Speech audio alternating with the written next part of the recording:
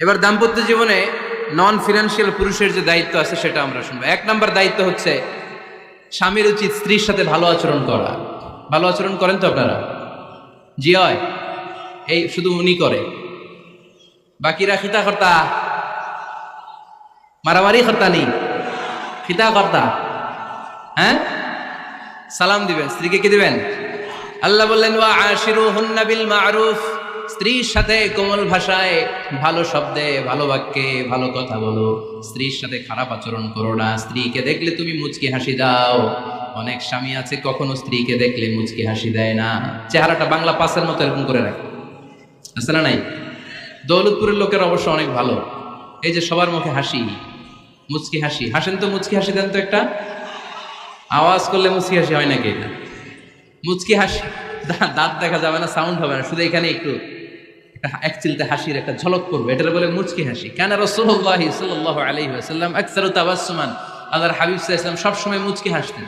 অনেকে আছে চেহারা গোমরা করে রাখে, জীবনেও হাসে না, এরকম আছে না নাই? দেখছেন এরকম আছে? এলাকায় তো নাই না? আছে। হাসবেন, হাসবেন, মুচকি হাসতে পয়সা লাগে না।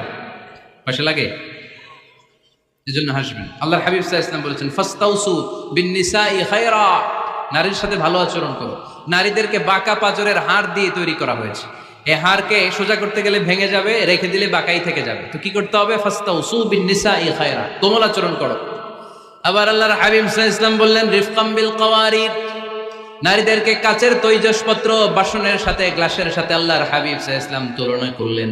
কাচের তৈজসপত্র, কাচের গ্লাস, কাচের প্লেট যেমনি আস্তে তুলতে হয়, আস্তে রাখতে হয়, নারীদের সাথে এরকম কোমল আচরণ করার আদেশ দিয়েছে কে?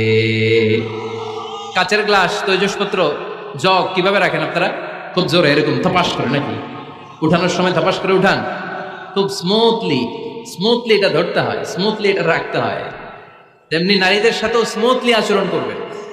নারীদেরকে যত আপনি কোমল মোলায়েম ভাষায় কথা বলতে পারবেন, তারা তত আপনার কথা শুনবে। যত সুন্দর সুন্দর কথা নারীকে, স্ত্রীকে বলবেন তুমি আমার সব, তুমি আমার কৈতরী, তুমি আমার টুনটুনি, তুমি আমার ময়না পাখি, তুমি আমার সোনা পাখি। ওই যে কয় কলিজা, তার মানে প্র্যাকটিস চলে বাসায়।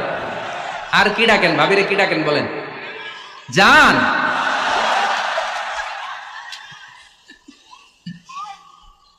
জান ডাকেন। আর ভাবি কি ডাকে আপনাদেরকে? বাবু। কি ডাকে? বাবু ডাকে। আর কি ডাকে? হ্যাঁ, বেবি।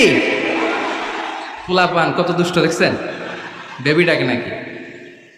স্বামী স্ত্রীর মধ্যে এই সোহাগপূর্ণ, এই ভালোবাসাপূর্ণ এই ডাকাডাকিতে কোনো গুনাহ নাই, আছে সওয়াব। এগুলো দাম্পত্য জীবনকে সুখময় করে, ঠিক কি না? তাহলে স্ত্রীদের সাথে কোমল আচরণ করতে হবে, এক নাম্বার দায়িত্ব। দুই নাম্বার দায়িত্ব, স্ত্রীর সেক্সুয়াল ডিজায়ারকে ফুলফিল করতে হবে। সেন্সিটিভ, যেগুলো ব্যাখ্যা করে বোঝানো কঠিন। আপনারা বুঝবেন যারা ম্যাচিউরড, মোর দেন 18 ইয়ার্স, যারা 18+ যাদের বয়স, সেক্সুয়াল ডিজায়ার ফুলফিল করা হাদিসে এসেছে, এটা স্বামীর দায়িত্ব। ফিজিক্যাল ইন্টিমেসির সময় নিজের ডিজায়ার ফুলফিল হলেই কুইট না করা, সময় দেয়া, এটা আবশ্যক। এই বিষয়েও প্রত্যেক স্বামীর খেয়াল রাখা দরকার। সংক্ষেপে শেষ করে দিলাম। 3 নাম্বার, স্ত্রীর ব্যক্তিগত বৈধ কাজে স্বাধীনতা দিতে হবে স্বামীর। অনেক স্বামী এই ছোট্ট বিষয় নিয়ে মারামারি লাগায় ফেলে ঘরে। স্ত্রীর ব্যক্তিগত বৈধ যে চয়েস, এটাতে আপনি স্বাধীনতা দিবেন। স্ত্রীর মনে চায় রান্না বান্না শিখতে, আপনি বললেন তুমি কম্পিউটার শিখো, কিলাকিলি আছে না নাই? স্ত্রীর মনে চায় কাঁথা সেলাই শিখতে, নকশি কাঁথা, আপনি বললেন না তুমি ল্যাঙ্গুয়েজ শিখো, ঝামেলা আছে না নাই? না, প্রত্যেকের আলাদা ব্যক্তিগত রুচি, চাহিদা, মতামতের গুরুত্ব আছে না নাই? এজন্য প্রত্যেক স্বামীর উচিত স্ত্রীর বৈধ ব্যক্তিগত যে কাজ, অবৈধগুলা না। আবার স্ত্রী বলল যে জি বাংলা দেখবো, তুমি একটা টিভি নিয়ে আসো, আনা যাবে? কথা বলেন। স্ত্রী বলল চলো পহেলা বৈশাখে আমরা নাচানাচি করবো তুমি আর আমি মিলে, এটা মানা যাবে না। স্ত্রীর ব্যক্তিগত বৈধ কাজের স্বাধীনতা দেয়া।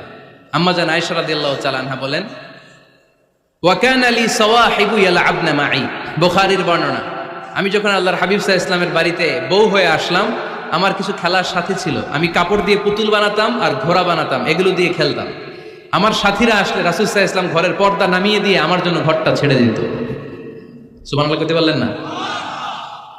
আল্লাহর হাবিব সাল্লাল্লাহু আলাইহি ওয়াসাল্লাম কখনো বলতেন না আয়েশা তোমার বান্ধবীরা যেন ঘরে না আসে, কখনো বলতেন না আয়েশা আমি নবী মানুষ, তুমি নবীর বউ, তুমি কেন পুতুল দিয়ে খেলো, তুমি যেন কাপড় দিয়ে পুতুল বানাও, কেন ঘোড়া বানাও, এগুলো বন্ধ করো। কোনদিন বিশ্বনবী আম্মা জান আয়েশা রাদিয়াল্লাহু তাআলা আনহার পুতুল খেলায় বাদ সাধেন নাই, সাথীদের সাথে খেলাধুলায় কখনো বাধা দেন নাই। সুবহানাল্লাহ পড়েন।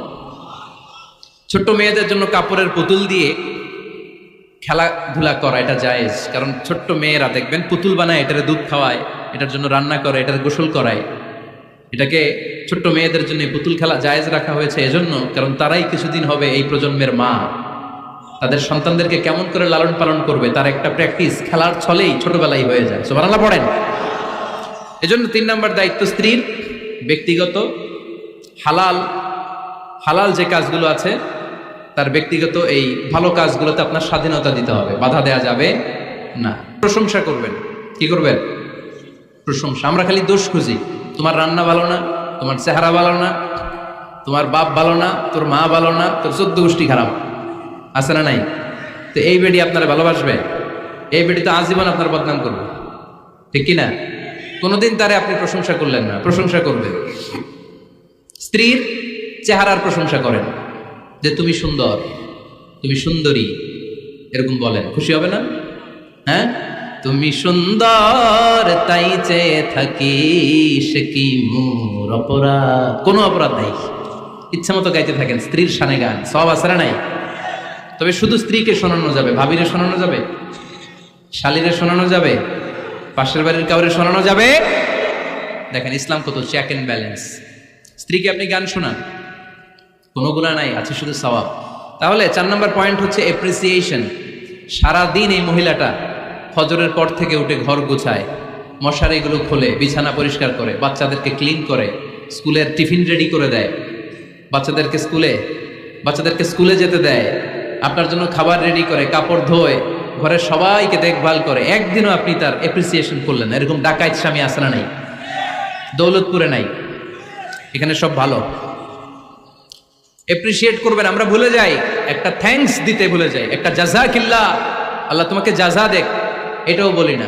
এদিকে তাকান, বলবেন তুমি সুন্দরী, তুমি অনন্যা, তুমি সুস্নিগ্ধা, তুমি প্রিয়ংবদা, তুমি সুহাসিনী, তুমি সুকেশিনী, তুমি সুভাষিনী, তুমি অসূর্যম পোষ্যা, মেঘ কালো কেশ, কাজল কালো চুল, হরিণের মতো ডাগর ডাগর দুটি তোমার চোখ। আহা হা হা, যে পোলাপাইন খুশি হয়ে গেছে। আহা হা, ওরা মুখস্থ রাখতেছে, বলবে এগুলা, বিয়ে করে নাই কিন্তু এখনো। তো জায়গা মতো বলবা, গার্লফ্রেন্ডে বলো না। আবার কাকে বলবা? স্ত্রীকে। কাকে? স্ত্রীকে।